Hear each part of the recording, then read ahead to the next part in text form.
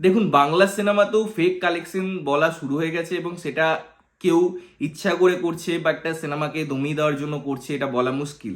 Hello বন্ধুরা, আমি Sudip and welcome to film detect. কথা বলবো পারিয়া সিনেমার বক্স অফিস নিয়ে, যেটা আমরা যদি এই মাল্টিপ্লেক্স চেনগুলো নিয়ে কথা বলি, সেখানে ডিজাস্টার একটা বক্স অফিস ডিক্লেয়ার করা হয়েছিল, প্রায় 8 লক্ষ কাছাকাছি বা 8.5 লক্ষ কাছাকাছি সিনেমাটা।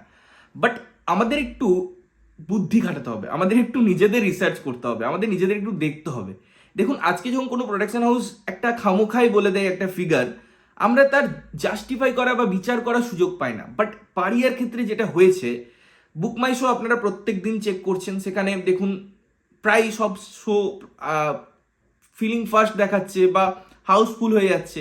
তার থেকেও বড় কথা, এদের যে ভিজিট করার, হল ভিজিটের যে ব্যাপারটা হয়, সেই সংখ্যাটা কিন্তু খুব বেশি। আজকে হয়তো ডিরেক্টর কোথাও যাচ্ছে, বিক্রম দ্বারা কোথাও যাচ্ছে, অন্যান্য অভিনেতা সহ অভিনেতা যারা আছে তারা কোথাও যাচ্ছে। তো আমরা কিন্তু হল ভিজিটের মধ্যে কতজন অডিয়েন্স সিনেমাটা দেখতে যাচ্ছে এটা আমাদের কাছে ক্লিয়ার, এবং তারা কিন্তু অ্যানাউন্স করে দেয় কোন থিয়েটারে তারা আজকে যাচ্ছে।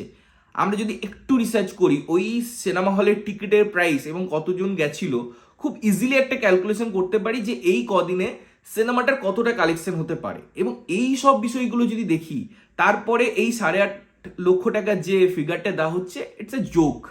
কারণ তথাগতদের আগেরও সিনেমা এসছে, সেখানে আমরা দেখেছি, সেটা ইউনিকর্ন হোক বা আমরা অন্যান্য সিনেমার কথা বলি, ভটভটি সিনেমার কথা বলি, সেখানে কিন্তু তারা নিজেরা ডিক্লেয়ার করেনি। ভটভটি সিনেমার ক্ষেত্রে যে নিজে থেকে যে সিনেমাটা হিট, এই সিনেমাটা ডিক্লেয়ার করার পিছনেও তো কারণ আছে। আমরা যতই পোস্ট রিলিজ মার্কেটিং নিয়ে কথা বলি, একটা সিনেমা যদি না চলে না, তাহলে হলে গিয়ে আপনারা সেটা বুঝতে পারবেন। যখন অডিয়েন্স হলের মধ্যে না থাকে, লোকজন ভিজিট করতে যায়, আপনার কাছে ক্লিয়ার হয়ে যাবে। এটা লুকোছাপা করার কোনো ব্যাপার নেই। আর কমার্শিয়াল বুকিং কতটা হতে পারে, একটা লিমিটেড কমার্শিয়াল বুক হবে বা একটা কর্পোরেট বুক হবে, সেই জিনিসটা তো আর যেরকম লোকজন ইঙ্গিত করছে ওটা বলিউডে হয়, টলিউডে এখনো সেই জিনিসটা আসেনি। তাই বোকা বোকা কথাবার্তাগুলো বলে নিজেকে জাস্টিফাই করা যায় না, নিজেকে মহৎ দেখানো যায় না। তাই অনেকে হয়তো বলবে যে যেটা ফিগার উঠে আসছে সেটাই ঠিক। আমি জানি না, হতেও পারে, আমি তাদের সাথে কোনোভাবেই কোনো বিতর্কে যাচ্ছি না। বাট এই যে ফিগারটা, 8 লক্ষ টাকার ফিগারটা, এটা ডিসগাস্টিং। মানে এভাবে একটা সিনেমাকে ছোট করার কোনো মানেই হয় না। সিনেমাটা যদি ডিজাস্টার হতো তাহলে পরে আমি মানতাম এরকম একটা কালেকশন আসতে পারে বা এরকম একটা কালেকশন এসছে। যেখানে সিনেমাটা হিট, যেখানে লোকজন দেখতে যাচ্ছে, এত লেখালেখি সিনেমাটার, এবং সব থেকে বড় এক্সাম্পল আমরা চাক্ষুষ দেখতে পাচ্ছি, সেটা সেটা ভিডিওগুলো দেখতে পাচ্ছি, টিম সেগুলো অ্যানাউন্স করতে। যাই হোক, আজকে একটা অফিসিয়াল অ্যানাউন্সমেন্ট এসেছে যে পারিয়ার কালেকশন কত, এবং সেটা হচ্ছে 57 লক্ষ টাকার কাছাকাছি।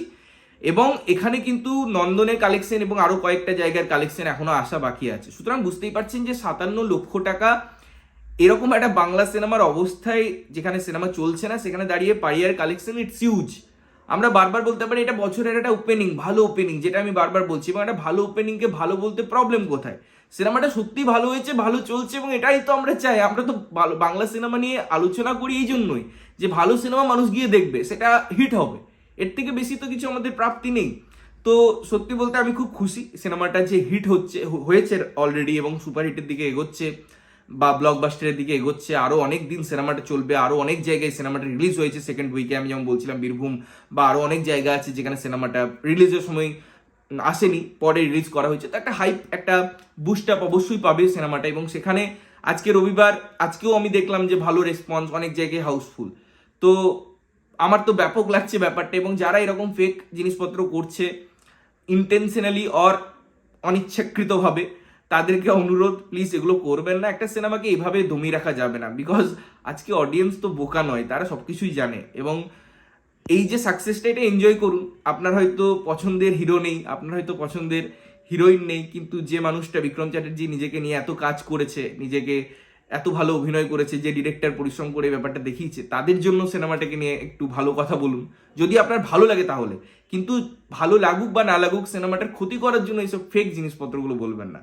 তো যাই হোক, এই ছিল আমার মতামত। তোমরা যদি পারিয়া দেখেছো, কেমন লেগেছে জানিও, না দেখে থাকলে অবশ্যই দেখো এবং দেখে এসে জানাও কেমন লাগলো। ততক্ষণের জন্য ভালো থাকবে, সুস্থ থাকবে, এবং সবসময় ভালো জিনিস দেখবে। চ্যানেল যদি প্রথমবার দেখছো, লাইক কমেন্ট শেয়ার করতে হবে, সাবস্ক্রাইব করতে হবে, যাতে প্রত্যেকটা নোটিফিকেশন তোমাদের কাছে পৌঁছায়। ততক্ষণের জন্য টাটা।